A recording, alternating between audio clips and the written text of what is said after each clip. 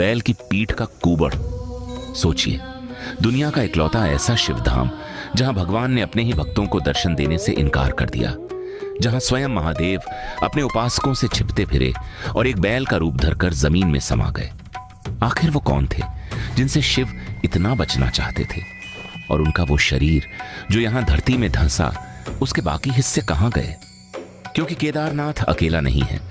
शिव के उस बैल रूप के 5 टुकड़े 5 अलग अलग पहाड़ों पर प्रकट हुए, जिन्हें आज पंच केदार कहा जाता है। पर उस बैल का सिर वो सदियों तक एक अनसुलझा रहस्य बना रहा। किसी को नहीं पता था कि भगवान का वो मुख आखिर कहां गया, और जब उसका पता चला तो वो जगह भारत में थी ही नहीं। और रहस्य यहीं खत्म नहीं होता। एक ऐसा मंदिर जो बिना सीमेंट, बिना गारे के बना और 400 साल तक ग्लेशियर की बर्फ के नीचे दबकर भी टूटा नहीं। एक ऐसा भगवान जिसका मुख्य पुजारी आज भी 2000 किलोमीटर दूर केरल से आना जरूरी है।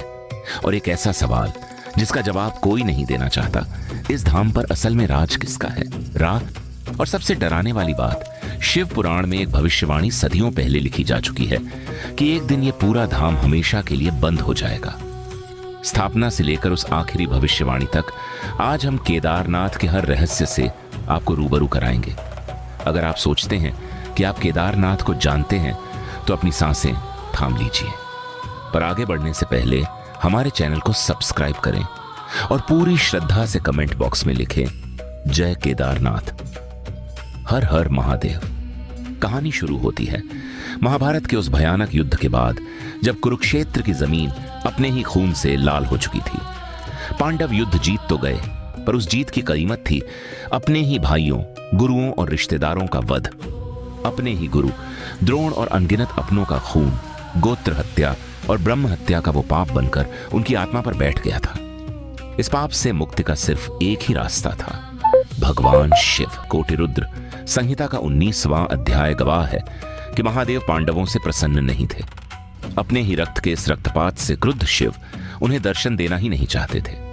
जैसे जैसे पांडव उन्हें ढूंढते हिमालय की ओर बढ़ते, शिव उनसे और दूर होते जाते। काशी से चलकर वो एक ऐसी जगह पहुंचे जहां शिव पहली बार उनकी नजरों से पूरी तरह ओझल हो गए। इसीलिए उस स्थान का नाम पड़ा गुप्त काशी, यानी वो काशी जहां भगवान गुप्त हो गए। पर पांडवों की जिद भी महादेव जितनी ही अटल थी। तब शिव ने एक बैल का रूप धारण किया और केदार की घाटी में चरते हजारों पशुओं के बीच जाकर छिप गए। पर भीम को शक हो गया। उसने अपना विशाल शरीर 2 पहाड़ों पर फैला दिया और आदेश दिया कि सारे पशु उसके पैरों के नीचे से होकर निकलें। हर साधारण बैल तो सिर झुकाकर निकल गया, लेकिन एक बैल रुक गया। वो झुकने को तैयार नहीं था। भीम समझ गया, ये कोई पशु नहीं, ये स्वयं महादेव हैं। उसने झपटकर उस बैल को उसके कुबड़ से पकड़ लिया। जैसे ही भीम ने पकड़ा, वो बैल जमीन में समाने लगा। भीम ने पूरी ताकत से उसकी पीठ थामे रखी, पर शिव का वो रूप धरती के भीतर धंसता चला। 5 तीर्थ बना दिए। बैल का शरीर 5 हिस्सों में बंटकर हिमालय की 5 अलग अलग चोटियों पर प्रकट हो गया। जो कुबड़ भीम के हाथ में रह गया, वही आज केदारनाथ का शिवलिंग कहलाता है।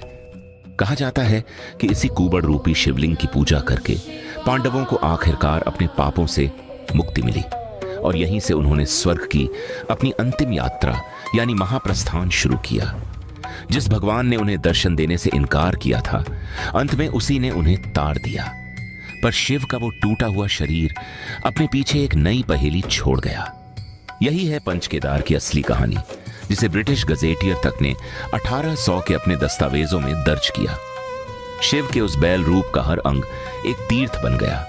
और हैरानी की बात यह है कि आज भी लाखों श्रद्धालु इन 5 तीर्थों की परिक्रमा एक खास क्रम में करते हैं, मानो टूटे हुए भगवान को दोबारा जोड़ रहे हों।